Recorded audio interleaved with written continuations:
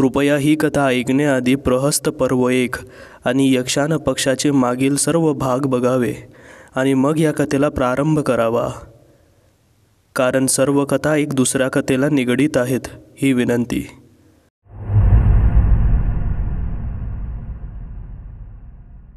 सामंतच्या वाड्यात हवनकुंडातून एक काळी ज्योत बाहेर पडली आणि भिंतीवर असलेल्या पालीच्या शरीरात समावली।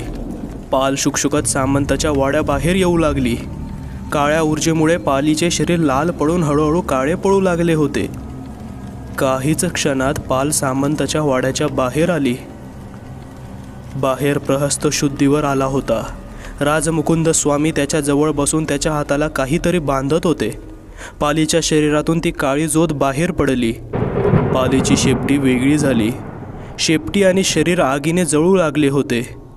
काही ज्योत प्रहस्तच्या शरीरात समावण्याचा प्रयत्न करू लागली, पण प्रहस्तच्या शरीराच्या आजूबाजूला एक अदृश्य शक्ती कवच असल्याने ज्योत त्याच्या शरीरात प्रवेश करू शकत नव्हती। प्रहस्तच्या ऊर्जेपुढे त्या काळ्या ज्योतीची शक्ती कमी पडू लागली होती। अफाट प्रयत्नानंतर सुद्धा ज्योत प्रहस्तच्या शरीरात सामावू शकत नव्हती। या उलट त्या काळ्या ज्योतीची तीव्रता कमी कमी होऊ लागली होती। शेवटी ती ज्योत छतावर उलटे लटकत असलेल्या वटवाघळाच्या शरीरात समावली। वटवाघळाच्या शरीरात समावताच वटवाघळाचे बंद असलेले डोळे उघडले। काळे असलेले त्याचे डोळे आता चक्क लाल दिसू लागले होते। विजेच्या गतीने, आवाजाच्या मदतीने ते प्रहस्तच्या अवतीभोवती फिरू लागले। राजमुकुंद स्वामी पडणाऱ्या लाल पावसाला बघून प्रहस्तला म्हणू लागले, सामंताला इस्त्राच्या पुनर्जन्मासाठी 2 आत्म्यांचा बळी हवा होता व त्याला दामिनी व सामंतच्या आत्म्याच्या रूपात तो मिळाला, म्हणजेच इस्त्राचा पुनर्जन्म झाला। पण इस्त्राला शरीर मिळाले नाही। अद्याप चिंता नाही, पण काही दिवसांनी मात्र हीच चिंता भीतीमध्ये परिवर्तित होईल हे मात्र नक्की। ती काळी ज्योत वटवाघळाच्या शरीरातून बाहेर पडली आणि रस्त्यावरील एका बाईक स्वाराच्या शरीरात शिरली। वटवाघळाचे शरीर जमिनीवर पडले आणि तेही जळू लागले होते। ती ज्योत बाईक स्वाराच्या शरीरात शिरताच बाईकची गती वाढू लागली होती। रस्त्यात एका घराबाहेर सुकत असलेली काळी साडी उडत त्याच बाईकच्या दिशेने उडत होती। बाईक आता भयनगरच्या रस्त्याने भयगडाच्या दिशेने वेगाने जाऊ लागली होती। पडणाऱ्या लाल पावसात ती व्यक्ती भयनगरच्या जंगलाच्या पायवाटेवरून बाईक चालवू लागली होती। भयगडाच्या पायथ्याला असलेल्या गुफेच्या अगोदर व्यक्तीने बाईकवरून उडी घेतली आणि बाईक भयगडाच्या पायथ्याला आदळली। हवेत उडत असलेली काळी साडी स्वतःच त्या व्यक्तीच्या शरीराला गुंडाळली गेली। आता ती व्यक्ती भयगडाच्या पायथ्याला असलेल्या गुफेत जाऊ लागली होती। एक स्त्री बाईक स्वाराच्या दिशेने आली। लांब मोकळे केस, त्यावर काळी साडी, कपाळावर भलं मोठं कुंकू, कणखर हात। स्त्री त्याच कणखर हातांनी बाईक स्वाराच्या डोक्याला गोंजारून टाळी वाजवू लागली होती। त्या टाळीच्या आवाजाने पूर्ण गुफा शहारली होती। तेवढ्यात बाईक स्वाराची नजर गुफेत असलेल्या घोळक्यावर पडली। तेथे खूपसे किन्नर स्वतःचे रक्त वेगवेगळ्या साहित्याच्या मदतीने एका ड्रममध्ये भरत होते। बाईक स्वार पुन्हा गुफेच्या आत जाण्याचा प्रयत्न करू लागला, पण आत जाताना गुफेच्या बाहेरील लाल पाऊस बघत असलेल्या दुसऱ्या किन्नरने सुद्धा बाईक स्वाराला थांबवले। हिंसो कोमसामा चिमसा किंसा विमो असं त्या बाईक स्वाराने म्हणताच दोन्ही किन्नर एकमेकांच्या चेहऱ्याकडे पाहत होते। त्यातील एक किन्नरने त्या बाईक स्वाराचा हात पकडून त्याला गुफेच्या आत तो घेऊन जाऊ लागला, पण काहीच सेकंदात किन्नरने त्या बाईक स्वाराचा हात सोडला, कारण बाईक स्वाराच्या हातातून निघणाऱ्या उष्ण ऊर्जेने किन्नरच्या हाताला चटके बसत होते। किन्नर त्या बाईक स्वाराला घेऊन कपालिक जवळ पोहोचला। गुफेमध्ये ध्यान असलेल्या कपालिकने त्या बाईक स्वाराचे चरण स्पर्श केले। यक्षांना बोलवण्याची विधी तसेच संपूर्ण यक्ष पुराणबद्दल माहीत असणारे यक्ष म्हणजेच कपालिक। कपालिक असं करताना पाहून दोन्ही किन्नर त्यांना अवाक होऊन पाहू लागले होते। कपालिकने जवळील धारदार अस्त्राने स्वतःच्या हाताचे रक्त बाईक स्वाराला वाहिले। बाईक स्वाराने ते रक्त हातात घेतलं आणि काही मंत्र उच्चारू लागला। किंसा कोंसा हिजमासा तफवालका यक्षान हिंसा पद्मसा प्रक्तोसा। तेवढ्यात विचित्र असा आवाज येऊ लागला होता. तो कर्कश आवाज एखाद्या कावळ्याप्रमाणे येत होता, मात्र खूपच मोठ्या प्रमाणात आवाज येत असल्याने गुफेत असलेले सर्वच किन्नर भयभीत झाले होते. हा आवाज गुफेच्या बाहेरून येत असल्याने सर्व गुफेच्या बाहेर पडले. बाहेर लाल पाऊस अजूनही पडतच होता. आकाशात काळे कुट्ट ढग दाटून आले होते व अशाच एका ढगातून एक जोरदार वीज कडाडली आणि त्यातून एक लहान विमानाच्या आकाराचा एक कावळा जमिनीवर त्यांच्याच दिशेने येऊ लागला होता. त्याच्या उडण्याच्या गतीमुळे एखाद्या वीज कडाडल्याप्रमाणे आवाज येऊ लागला होता. फक्त एकाच पंखाने उडत असल्याने त्याला नीट उडता येत नव्हतं, म्हणून आपल्या शक्तीच्या मदतीने तो कसाबसा खाली उतरला. जमिनीवर आल्यावर तो कावळा चक्क बोलू लागला होता. तो म्हणाला, इस्त्रा हुकूम असावा. इस्त्राचे नाव ऐकताच सर्व किन्नर जमावाच्या अंगावर जणू काटा आला. सर्व किन्नर स्थिर गंभीर होऊन इस्त्राकडे पाहत होते. प्रत्येकाच्या शरीरावरील सर्व भागांवर शहारे येत होते. पुन्हा एकदा समान वागणूक, आनंदाचे वातावरण, पुन्हा एकदा किन्नर राज्य असेल. त्यांच्या पाणीदार व कटाक्ष नजरेकडे पाहून स्पष्ट जाणवत होते. एकीकडे अंथरुणातून उठण्याची ताकद नव्हती आणि इस्त्राचे नाव ऐकताच आत जीवन मरणाचे क्षण जगत असलेले एक वृद्ध किन्नर लडखडत्या पावलांनी बाहेर आले. आपल्या हतबल डोळ्याने इस्त्राला पाहण्याचा प्रयत्न करत होते, पण त्याला इस्त्रा धुसर दिसत होती. इस्त्राने यक्षान पक्षाच्या डोक्यावर पाहिलं तर तेथे पक्षाचा मणी दिसत नव्हता आणि पंखावर एक तावीत होते. त्या तावीतला बघताच इस्त्रा 5 पाऊल मागे सरकली आणि कपालिकाला आवाज दिला आणि ते तावीत काढायला सांगितले. कपालिकने अघोर मंत्रांच्या मदतीने ते तावीत बाजूला केले. त्या मायावी तावीतमुळे यक्षाच्या पंखांना इजा झाली होती. काही क्षणात बाईक स्वाराचे शरीर आगीने जळू लागले होते, म्हणून इस्त्राची आत्मा म्हणजे ती काळी ज्योत शरीरातून बाहेर पडली. हे बघताच कपालिक मान खाली घालून म्हणू लागला, इस्त्रा, तुमच्या आत्म्याची ऊर्जा कोणते शरीर सहन करू शकत नाही.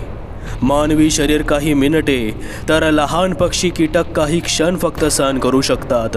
तुमच्यासाठी अमावस्थेला जमलेल्या व्यक्तीचे शरीर हेच तुमच्या आत्म्यासाठी बरोबर राहील. अजून एक पर्याय आहे, तमस समाजातील पंत कुळातील युवक, पण ते होणं अशक्य आहे. इस्त्रा एका किन्नर शरीरात प्रवेश करून यक्षान पक्षाला गुफेत पाठवताना म्हणाली, तू आराम कर. तुझ्या पंखांना आरामाची गरज आहे. तसही तुझ्या डोक्यावरील मनीशिवाय तुझी ताकद अर्धी झाली असेल. यक्षान पक्षी म्हणाला, माफी असावी इस्त्रा. शिकार करताना माझ्यावर हल्ला झाला. यक्षान पक्षाचे बोलणे अडवत इस्त्रा म्हणाली, कमजोर झालास तू. पहिल्यासारखी शक्ती नाही राहिली तुझ्यात. साधारण व्यक्तीने तुझी ही अवस्था केली. मला नाही वाटत की ती व्यक्ती साधारण होती. यक्षान पक्षी म्हणाला, बहुतेक तमस समाजातील गौल्मिक पुरुष होता तो, निरादर पंतासारखा. यक्षान पक्षी व इस्त्राचे बोलणे ऐकत असलेल्या किन्नर घोळक्यातून वृद्ध किन्नर बोलू लागले, अशक्य. माफी असावी. माझे इतके व्यक्तिमत्व नाही की मी तुमच्या संभाषणात बोलू, पण साऱ्या तमस समाजाला मी आणि आमच्या अगोदरच्या सर्वांनी शोधून संपवले होते. मग तमस समाजातील गौल्मिक पुरुष कसा हल्ला करू शकतो? इस्त्राने भिन्न नजरेने त्या वृद्ध किन्नर जवळ पाहिले आणि हळूहळू तिच्या दिशेने जाऊ लागली. आपल्या दोन्ही हातांनी त्या वृद्ध किन्नरला गोंजारले. इस्त्राने गोंजारताच वृद्ध किन्नरचा चेहरा व खांदा उष्ण ऊर्जेने जळजळ जळू लागला होता. चेहऱ्यावर आणि खांद्यावर जळल्याचे डाग स्पष्ट दिसू लागले होते. इस्त्रा पुढे म्हणाली, हे डाग इजा नाही, हा माझा आशीर्वाद आहे. आशीर्वाद. आज नंतर कधीच कोणाची माफी मागू नकोस. तू किन्नर आहेस. या जगावर तसेच संपूर्ण ब्रह्मांडावर राज्य करायचं आहे तुला. हे ऐकताच संपूर्ण भयगळ शहारून गेले. प्रत्येक एका किन्नरच्या अंगावर काटा आला होता. इस्त्रा पुढे बोलू लागली, जर एखादा तमास समाजातील पंत जिवंत ठेवला असता तर. असो. बहुतेक यक्षान पक्षी खरे बोलत आहेत, कारण त्या तावीतमध्ये देववृक्ष झाडांचे अंश आहेत आणि देववृक्षाबद्दल फक्त तमास समाजालाच माहिती आहे. कापालिक म्हणाला. इस्त्रा कापालिकचे हात पकडून बोलू लागली, देववृक्ष तर तोडले होते, मग त्याचे अंश अजून कसे? देववृक्षाचा फक्त जमिनीवरील भाग तोडला होता, पण जमिनीखालील काही खोडाचा भाग व मुळे तशीच होती. कापालिक म्हणाला. इस्त्राच्या हाताच्या ऊर्जेमुळे कापालिक आपल्या खऱ्या रूपात येऊ लागला होता. तेवढ्यात इस्त्राने त्याचा हात सोडला. हात चोळत कापालिक पुन्हा बोलू लागला होता. तुमच्या जाण्यानंतर त्याच देववृक्षाच्या जमिनीखालील गाभाऱ्यात यक्षांना देववृक्षाच्या मुळांना बांधून बंदी करण्यात आले होते. इस्त्राने यक्षान पक्षाला गुफेत आराम करण्यास सांगितले. तुला खूप काम करायचे आहे, सध्या तू आराम कर. त्या गौल्मिक पुरुषाला मी बघते. इस्त्राचे शब्द ऐकताच तो यक्षान पक्षी क्षणात नाहीसा झाला. इस्त्राने मनोमनी मंत्र उच्चारले आणि काही क्षणात एक भले मोठे पोपट त्यांच्या अवतीभोवती किरट्या घालत होता. हळूहळू तो खालच्या दिशेने येत होता. जसा जसा तो खाली येत होता तसा तसा तो लहान होत होता. बघता बघता तो पोपट इस्त्राच्या खांद्यावर येऊन बसला. एका काळ्या वर्तुळातून एक धिप्पाळ शरीर असलेला पुरुष इस्त्रापुढे येऊन उभा राहिला. किर्र हसत म्हणाला, इस्त्रा, खूप उशीर केलास तू पृथ्वीवर यायला. मला तर वाटले पुढच्या जन्मी भेट होईल आपली. नरक क्रंदते, इस्त्रा म्हणाली. इतकं म्हणताच इस्त्राला जोरदार धक्का बसला आणि तिची आत्मा किन्नरच्या शरीरातून बाहेर पडली. पोपट म्हणजेच किर्र उडत धिप्पाळ शरीर असलेल्या व्यक्तीच्या म्हणजेच विश्वनाथच्या खांद्यावर जाऊन बसले आणि किन्नरचे शरीर जळू लागले होते. इस्त्राने पुन्हा एकदा घोळक्यामधील एका किन्नरच्या शरीरात प्रवेश घेतला आणि पुढे बोलणार तोवर पुन्हा मान खाली घालून कापालिक इस्त्राला सांगू लागला होता, जोवर तुम्ही तुमच्या आत्म्याच्या बरोबरीच्या बलशाली शरीरात प्रवेश करणार नाही तोवर तुमची शक्ती परत नाही येणार. नरक क्रंदतेचे नाव घेतल्याने तुम्हाला तो धक्का बसला होता. नरक क्रंदते, किर्र पुन्हा हसत म्हणाला. इस्त्रा, तू सध्या कमजोर आहेस. हा विश्वनाथ मी नरक क्रंदते. तू आम्हाला विश्वक्रंदते बोलवू शकतेस. इस्त्राचे डोळे रागाने लाल होऊ लागले होते. तिने किर्र जवळ रागाने पाहिले आणि किर्र अचानक जमिनीवर पडला. इस्त्राने काही मंत्र पुटपुटले आणि किर्र अक्षरशः तडफडू लागला होता. विश्वनाथला हे बघवलं नाही म्हणून विश्वनाथने इस्त्रापुढे हात जोडले आणि किर्रबद्दलची माफी मागितली. इस्त्राने आपले मंत्र परत घेतले. किर्रने आपले पंख झटकले आणि पुन्हा विश्वनाथच्या खांद्यावर जाऊन बसला. कमजोर असले तरी मी इस्त्रा आहे हे लक्षात असू दे. तमस समाजातील गौल्मिक पुरुषाला माझ्या जवळ घेऊन ये. सोबतीला कोणाला तरी घेऊन जा, इस्त्रा म्हणाली. किर्र मान खाली घालून जरी बोलत असला तरी त्याच्या बोलण्यावरून त्याचा ताठा साफ जाणवत होता. मला कोणाच्या सोबतीची गरज नाही. तेवढ्यात कापालिकने किर्रला उत्तर दिले, तुझी इच्छा, पण त्या गौल्मिक पुरुषाने यक्षान पक्षाचा मणी घेऊन त्याला घायाळ केले होते. त्याच्याकडे यक्षान पक्षाचा मणी आहे हेही लक्षात असू दे. मुखाचिर्सला सोबत घेऊन जाईन, किर्र म्हणाला. तेवढं म्हणताच किर्र आणि विश्वनाथ अदृश्य झाले. काळ्या साडीत लाल पावसात भिजत असून सुद्धा शरीरातील काळ्या ऊर्जेमुळे शरीरावर लाल काळे डाग पडू लागले होते. इस्त्राचे भयानक रूप पाहून सामान्य माणसाला नक्कीच ग्लानी येईल. पडणाऱ्या लाल पावसाचा एक एक थेंब इस्त्राच्या शरीरावर पडताच वाफ होऊ लागले होते. इस्त्राला मानवी शरीरात गुदमरल्यासारखे वाटत होते. कापालिकने सर्व किन्नर जमावाला गुफेत जायला सांगितले.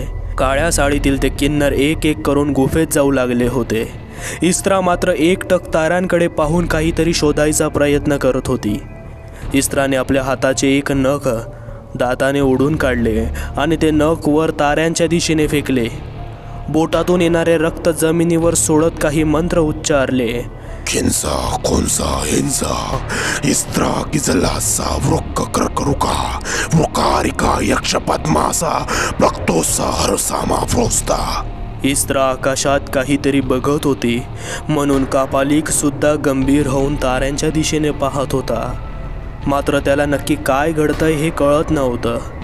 आकाशातून एक तारा तुटला आणि जमिनीच्या दिशेने येऊन इस्त्राच्या दिशेने येत होता.